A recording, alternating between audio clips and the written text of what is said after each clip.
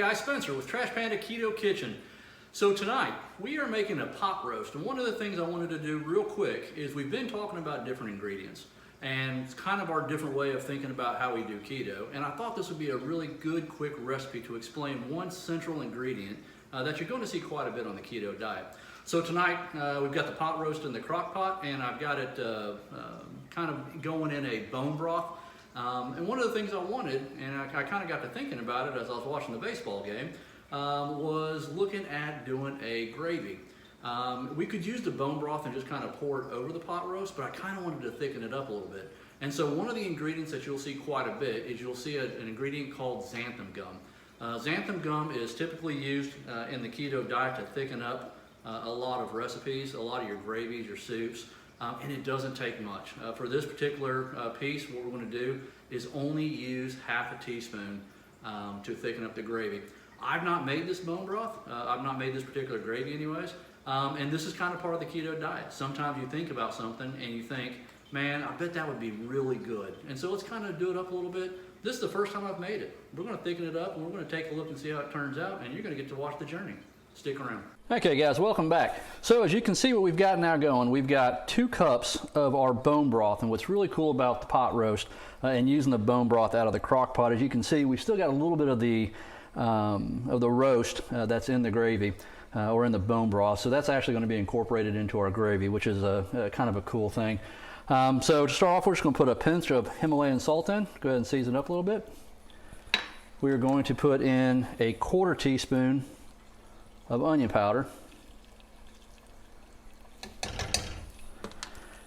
Mix that up just a little bit, get this going. Make sure we want to keep it on medium heat. I've got it on medium. Whisk it around, and then we're just going to go ahead and put in our 1/4 teaspoon of xanthan gum. Now remember, when you're using xanthan gum, for those that have not used it, this is one of those that does not take much. 1/4 teaspoon is literally all you need. And I put it in fairly slow after I whisk it a little bit, kind of let it get around. One of the things you're going to find is that as you get this in here, it's going to kind of turn it into somewhat of a gelatin kind of form. Don't be worried about that. What we're going to end up doing is whisking this around for about 10 minutes. And that should get all of our lumps out and make it look good. All right, so as I stir this up, we're going to go ahead and just play a little bit of music. We're not going to make you sit here and watch this 10 minutes of whisking. I'll check in every now and then to kind of show you how it's going.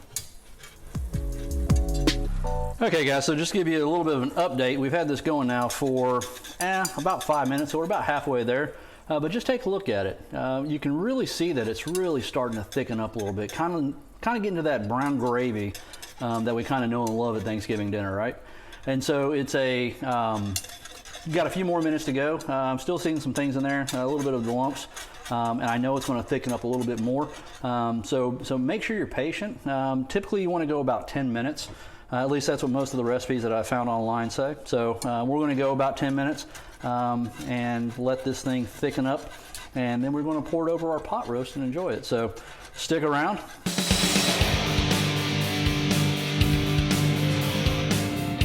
Okay guys, so it looks like we are at our 10-minute mark, and we are going to go ahead and get ready to plate this up. So one of the things that I wanted to do was I kind of really wanted to show you what the final product was. And so this really does remind me, and if you're my age, and I'm not going to give away my age, but if you're my age, this gravy looks like the brown gravy you used to get in high school. Remember when you were on the chicken fried steak line? It is really thickened up nicely. It's got little pieces of our meat still in there. I did a little bit of a taste test earlier, and man, did it taste good. And so what I wanted to do was I was going to move everything over the counter and kind of go ahead and do the plate picture. But what I'm going to do is I'm just going to plate it right here. And so we'll do our real talk after this. But I kind of wanted you guys to see what this looks like coming straight out of the pan. So we have our pot roast and our carrots. Now, carrots typically frowned upon on keto due to the amount of carbs. I can tell you that we've been on keto now for 5 months, maybe going on 6, somewhere in there. First time I've had my carrots. This is probably, it might be an ounce of carrots, call it an ounce and a half. And in the description below, I will put down how many carbs that actually is. But for this, I've got probably 5 ounces of meat, and then I've got our bone broth gravy that I'm going to put over. The carrots were actually in the crock pot with the pot roast. And so for me, I've had little to no carbs today. I had a really low carb lunch, kind of just snacked around a little bit, and then I had my bulletproof coffee for breakfast. So for carbs today, I'm doing really well on carbs. And so for a treat today, I'm going to have my carrots. And they just kind of look, carrots sound good to me. And that's kind of the thing with keto. You got to give yourself a treat every now and then. So let's take a look at what this gravy's going to do. And I'll tell you, this looks absolutely fantastic. Look at that. Pours over just perfect.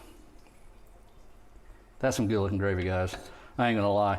And that is basically, xanthan gum. That's what it does for you. Okay? Xanthan gum is definitely something you don't have to be afraid of. We're gonna throw a little bit of parsley over that. I am going to throw just a little bit of black pepper. I want to spritz a little bit of salt on my carrots, a little bit of Himalayan salt. Bam, guys, that's a good looking dinner right there. Low light production, just something I threw together today, guys. Really, it's all done in the crock pot. The gravy, my best friend, the new Xanthan Gum. Don't be afraid of it. That's what Xanthan Gum is. It is a thickening agent. It replaces starch in most meals, and as we talked about, in most sauces and gravy. Guys, let's get ready for some real talk. Okay, so time for the real talk. Again, this is something that as you start doing the keto diet, it's definitely something that you're going to want to look at, and it's a way that we adjust our thinking on how we eat. So we talked about stuff like protein powders. We've talked about Swerve. We've talked about erythritol. We've talked about some of the candies and some of the cookies that we make that are a little bit different than the things that we used to eat. This is yet another one of them. I can tell you in all of my years of cooking, and I'm not a cook, but in all my years of cooking, I have never, ever, before I got on keto, heard of Xanthan Gum. Never heard of it. This is completely new to me. When I saw it in the recipes, I was like, I don't even know where to buy Xanthan Gum. The remarkable thing is if you go down the flour aisle at most grocery stores, you're going to see next to the Swerve and next to your almond flours and all that, you're going to see Xanthan Gum. Pick you up a bag. I've had this bag now for probably 5 months, and I'm telling you, I've still got most of the bag left.